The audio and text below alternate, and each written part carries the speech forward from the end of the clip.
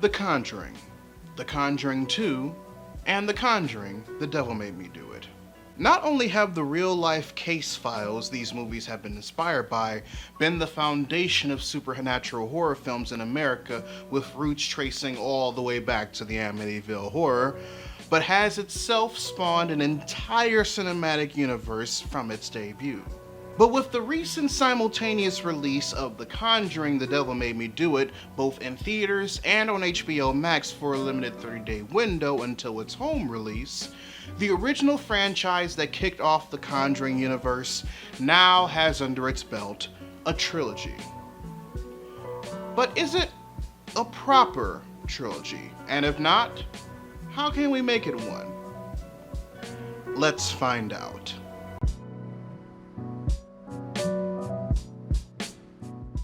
The Conjuring was released in 2013 by Warner Brothers and New Line Studios, written by Chad and Carrie Hayes, and directed by Saw and Aquaman helm James Wan. Based on a case file of real-life demonologist Ed and Lorraine Warren, it tells the story of the Perron family experiencing a haunting of their newly moved into home in Rhode Island in 1971, coming hot off the trail of a case that caused Lorraine to lock herself away in her room for 8 days straight a year prior.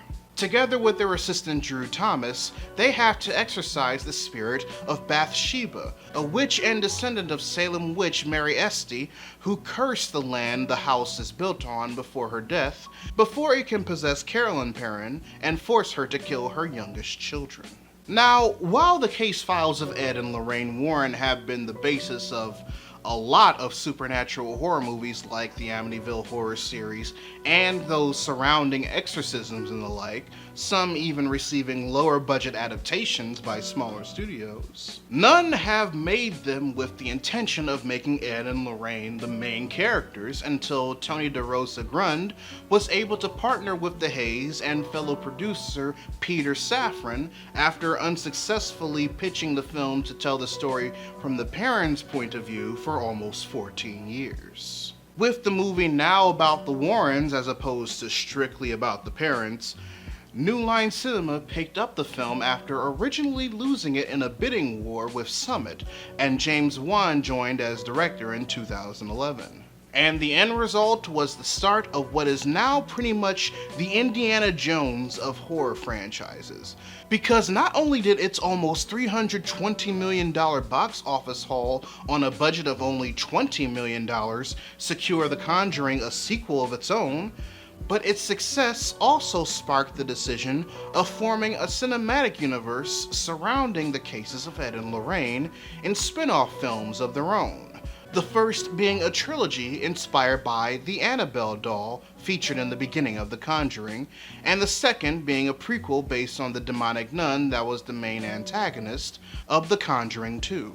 Speaking of which, The Conjuring 2 was released 3 years later. The Hayes returned to write the story alongside David Leslie Johnson, and Wan returned to direct and collab with the Hayes on the initial story.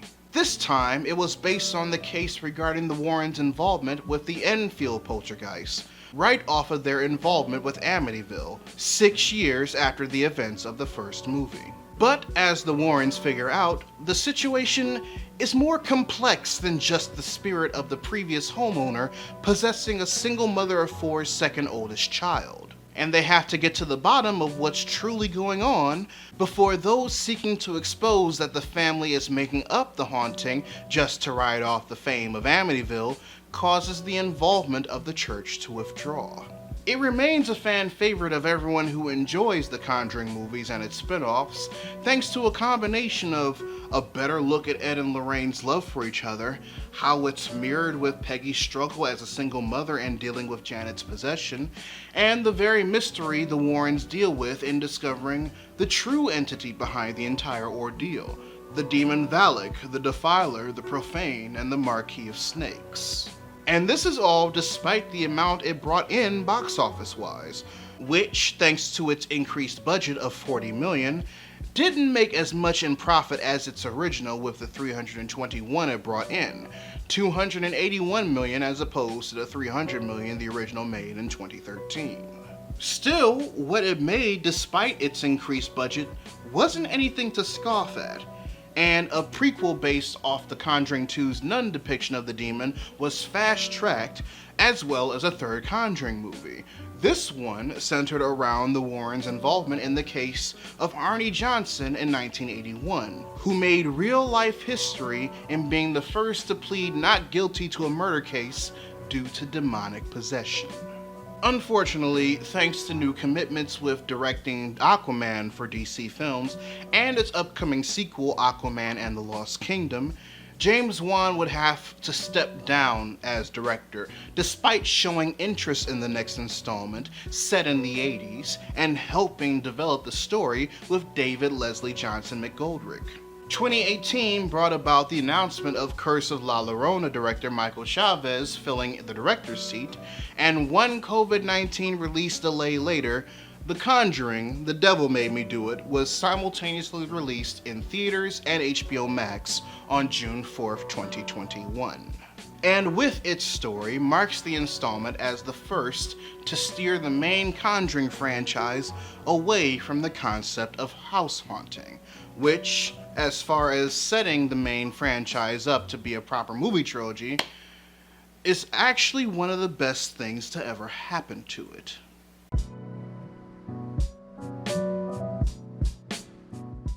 While I definitely fall under the category of The Conjuring 2 being my favorite from the main franchise of the Conjuring Universe, I definitely have to at least give my props to The Devil Made Me Do It for going out of its way to take it in a new direction. Were there some things it could have done better to make me care about characters other than Ed and Lorraine? Absolutely. Especially since The Devil Made Me Do It marks the first human antagonist we've seen in the main franchise, and we don't even know her name until the end of the movie's third act. Then there's the fact that the movie implies our human antagonist, who goes by the Occultist until you learn that her first name is Isla later on, has no real motive for why she decided to curse the individuals that she's cursed over the course of the movie, outside of just wanting to sow chaos and disorder. Now, you would think that because this information was given to us by John Noble's father Kastner, especially since in the movie it's revealed that he knew that the occultist the Warrens were searching for that cursed Arnie Johnson, David Glatzel, and the girl named Jessica was his daughter, that this was stated as more of a way to throw the Warrens off the scent of the antagonist. And it kinda is. The thing about it, though, is that because it actually uses that angle with Isla just doing what she's doing for the sake of doing it, her presence lacks a certain amount of prominence because of it. Like, yes, Joker in The Dark Knight is, in fact, an agent of chaos. But he only wore that facade as a means to an end. He never just did things for the sake of doing them, despite saying exactly that. He still had an end goal, a motive, and it became clear over the course of the film, and we saw it play out accordingly. Because it was never established what Isla's end goal truly was in The Devil Made Me Do It, it literally felt like she was just cursing peeps just to curse peeps. Because the movie only slightly implied it, but it never really said it directly, I just assumed that she was doing what she was doing because she wanted power. After all, why else would you bind a demon to your will in order to execute a curse that if you were unable to finish by any means necessary, it would take your soul instead? No.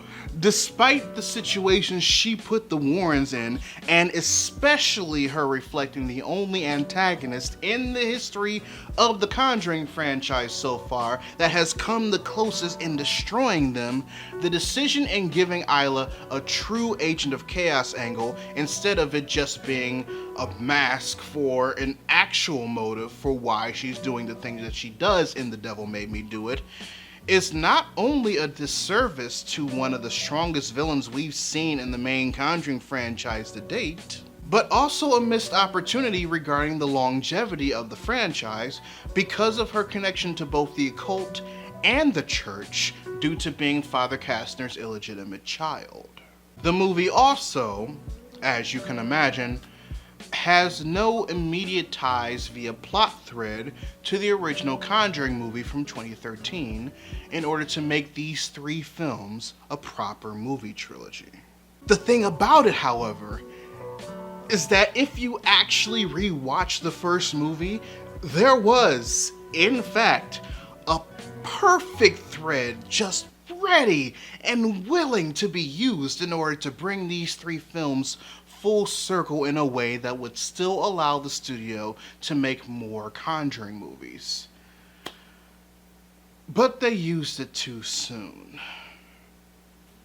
Allow me to explain.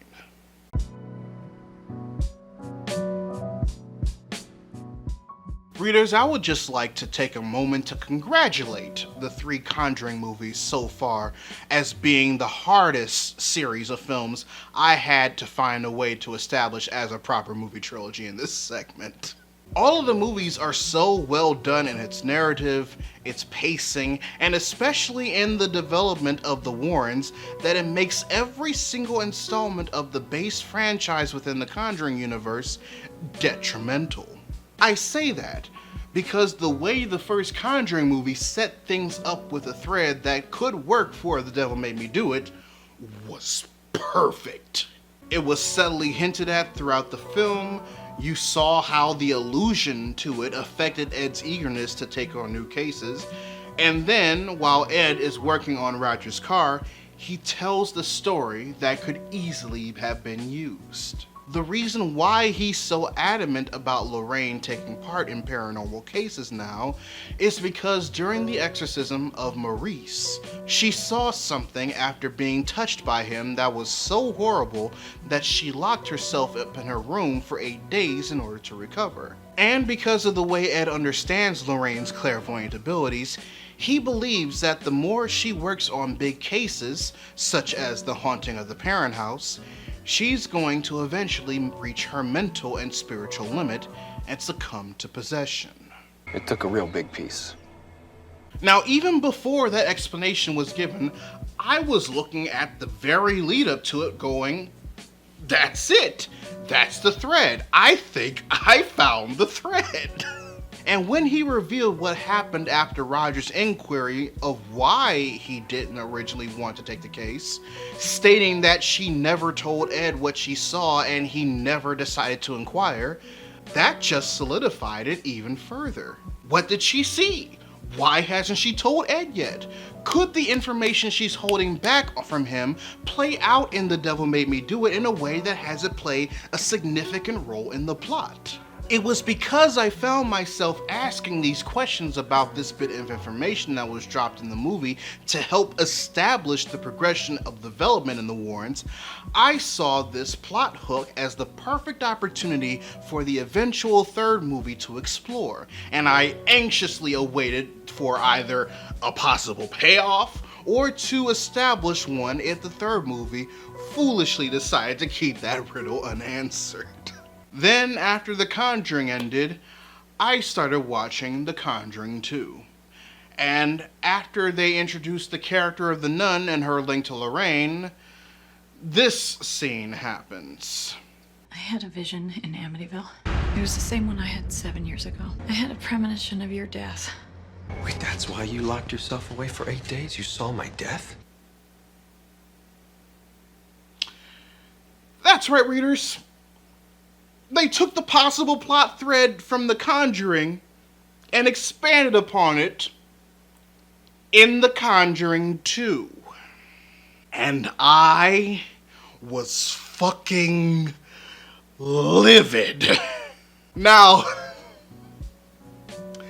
to go over it again, readers, the purpose of the plot thread in a proper trilogy, movie or otherwise, is to stitch all three patches together in order for it to become a single piece. And in order for it to be that support, the thread has to be an element of the first film's plot that plays a significant role in the third in a way that makes all three films work together as one cohesive story.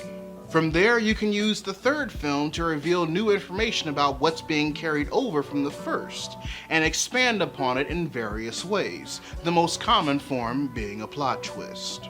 And before you ask, yes, you can allude to the reveal of the thread's eventual third movie expansion in the second one.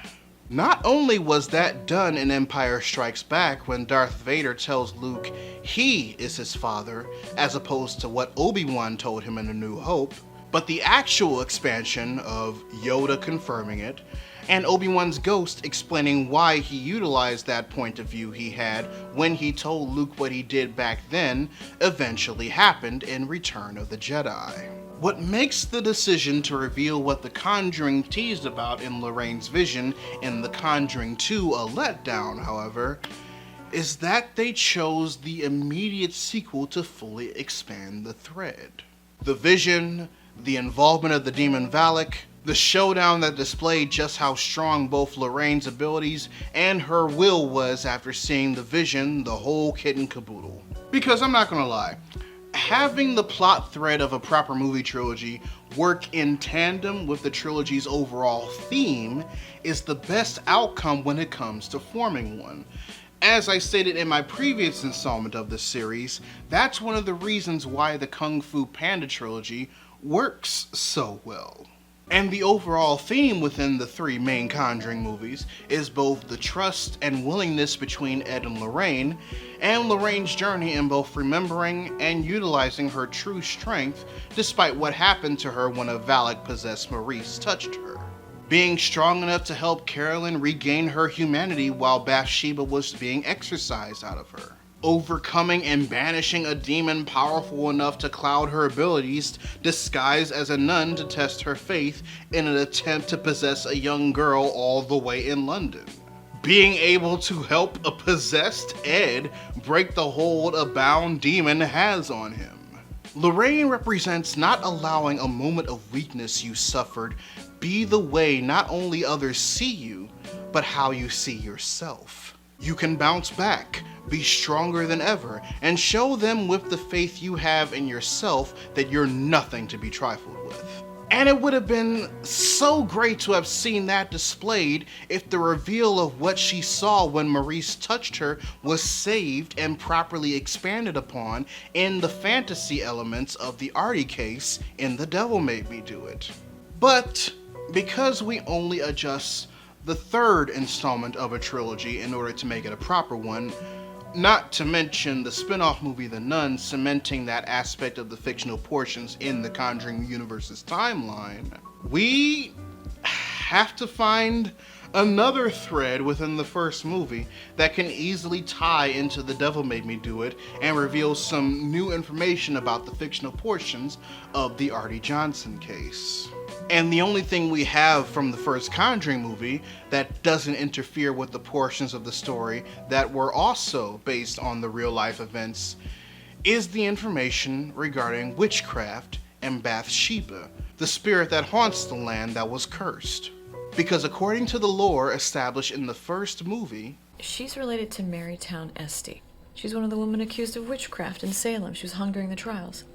So, if we take a look at The Conjuring and The Devil Made Me Do It, we have the reveal that Bathsheba, the main malevolent spirit in the first film, is a descendant of Salem witch Mary Esty, who cursed her land so that anyone who lived upon it would end up being possessed by her and force them to kill their youngest children, followed by themselves. And then we have the human antagonist, Isla Kastner, an occultist who also practices witchcraft, inspired by her father's collection and his dealings with the cult of the Ram, and has a demon bound to her in order to perform a curse that slightly mirrors the murder-suicide motive of Bathsheba's spirit to whoever she has it possess. And in the third movie, the confrontations between Lorraine and Isla and how eager she is to see Lorraine die, especially by the hands of her husband Ed, are just prominent enough to work with the overall theme of the trilogy. I can make this work. So let me break it down for you.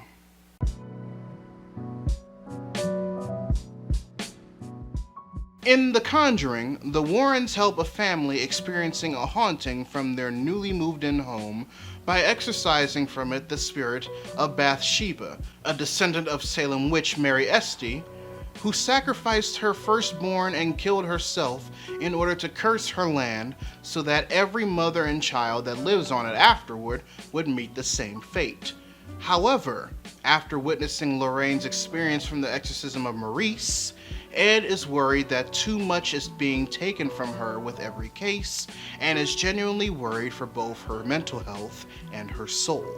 In The Conjuring The Devil Made Me Do It, an occultist named Isla Kastner, who is the illegitimate daughter of Father Kastner, a retired priest and demonologist similar to Ed and Lorraine, uses very serious witchcraft to curse individuals into committing murder and then suicide in order to gain power and to satisfy the demon bound to it. And Lorraine is able to see glimpses of her altar, what needs to be destroyed in order to break the curse, during the exorcism of David Glatzel.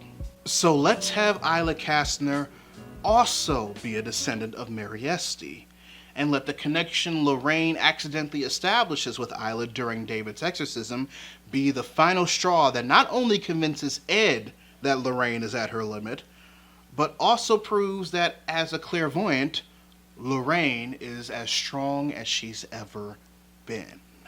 You see, the difference between the first two Conjuring movies and The Devil Made Me Do It is that, unlike the first two, The Devil Made Me Do It is at its heart a mystery movie. Once they realize it's a curse that they're dealing with, the Warrens have to find the culprit responsible for and break it. So in order to keep that Mystery Inc. vibe the first movie gives off and properly use the thread of Mary Esty we're bringing from the first movie, we have to establish a second mystery the Warrens have to solve in order to get to the bottom of this. And that second mystery is first established when the Warrens visit Father Kastner for the first time to ask him about the totem Lorraine finds in the crawl space of the Glatzel house. In the theatrical cut of The Devil Made Me Do It, Father Kastner takes the Warrens to his cursed museum and tells them, "The clues that you seek could be anywhere, or they may not be here at all." He then begins to recall the story of his bout with the Ram cult and shares with them what happened to the head prosecutor's family after the disciples of the cult were convicted, with the intent of advising them that dealing with the occult may not be worth it. Now, for those of us who saw The Devil Made Me Do It, we know that he suggested all of this to protect his daughter Isla, so it's not necessarily out of the reach of the narrative for him to also want to protect himself. So let's adjust this scene a bit. Let's have Father Kastner notice Lorraine's unease and need of not wanting Ed to touch anything within this cursed museum. Assured that they won't go digging, he shares his experiences with the Ram cult to further sway Lorraine away. But Ed is a bit more persistent, and he slinks off while the two are distracted and finds a journal written by Mary Esty, who he remembers Lorraine telling him Bathsheba from the first movie was a descendant of. Skimming it a bit, he reads a passage inside, making sure not to touch the book with his bare hands, one involving the book of witchcraft called the Stricarian, and how it lists instructions on how to create a totem exactly like the one they found earlier in the movie. He wraps it up, puts it in his back pocket, and slyly joins back with Father Kastner and Lorraine without one of them noticing. I'll let you figure out who was the one that did. So now they know two things. Father Kastner was deliberately trying to scare them off the trail, and that Mary Esty knew how to make this exact totem. The morning before they arrive at the Danvers, Massachusetts Police Department to help them with the missing persons case of Jessica in exchange for her case file, they recall Bathsheba's haunting of the farmhouse in Rhode Island now that they know that her ancestor had knowledge of the very totem. Ed once again gets worried about Lorraine pushing herself too far with her abilities, and he calls Drew to see if he can find a copy of the Stricarian to find out more about the totem while they're gone. After that, the rest of the movie plays out pretty similarly to the theatrical version. The Warrens help Danvers PD find the body of Jessica while discovering that Jessica was also possessed and murdered Kate Lincoln the exact same way Artie murdered the landlord, only to commit suicide afterward. Realizing her body might have a connection to whoever's responsible, the Warrens head inside a morgue containing Jessica's body in order for her to astral project to where the altar is, to Ed's now even higher concern. Like it was shown in the movie, she stops Isla from forcing Artie from committing suicide in the isolation ward. But this time, when Isla noticing her, "How are you doing this?" is no longer the first thing she says to Lorraine. Instead, what's stated before the question is asked is, "You're more powerful than I thought you'd be." That throws her off, because now it's implied that the occultist knows who Lorraine is, but Lorraine knows nothing about her. Then, after they find out more about the curse, once Drew succeeds in finding a copy of the Stricarian, and Isla almost succeeds in getting Ed to kill Lorraine by sneaking a totem into their home, it's clear to everyone that Isla should be, in fact, considered a threat. But when Lorraine asks Ed about what he experienced when he was in his altered state, he recalls Isla being there and stating, "You know, the two of you have gathered quite the collection." Now, this is true in the theatrical release we got, but right before Ed attempts to threaten Isla to tell him the location of Lorraine, let's have Isla say one more thing in relation. The full statement would go something like, "You know, the two of you have gathered quite the collection, but I've seen better. Bigger, too." So with Drew and Ed working on Jessica's case file, and Debbie, Artie's girlfriend, going to the prison to keep a watch on him in case Isla decides to complete the ritual, Lorraine proceeds to visit Father Kastner again to translate the Stricarian as originally planned in the movie.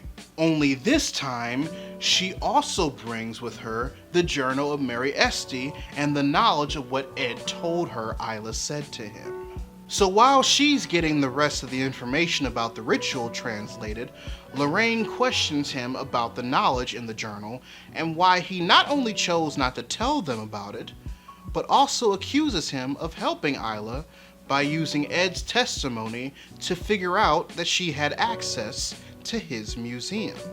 And that's when Father Kastner reveals to Lorraine that Isla is his daughter, who he kept secret from the church because they required celibacy after her mother died in childbirth. However, unlike the theatrical version, he reveals that Isla's mother, like Bathsheba, was a descendant of Mary Esty, and did his best to keep all of her mother's links to the witch away from her. But because she gained an obsession with the occult against Kastner's wishes, she found out about her heritage and took it as a sign to follow in her footsteps. We must be careful how our obsessions are passed to our children. And now we have a villain, a human villain, mind you, who is not only better interconnected with the plot of The Devil Made Me Do It than how the original version of the movie made her out to be, but she has significant ties to the information that was initially given to us in the first Conjuring movie, despite not being involved with its events. Now all that's left is to establish why Isla is so hell-bent on seeing about the destruction of Lorraine, and that part is pretty simple as well. During their encounter in the tunnels, where her altar is located, Isla reveals that she knew Lorraine was the one who fought off Bathsheba long enough for her to be banished from the Rhode Island farmhouse 10 years ago. Not only did she feel her connection with Bathsheba die, but she also felt how powerful Lorraine was as a result.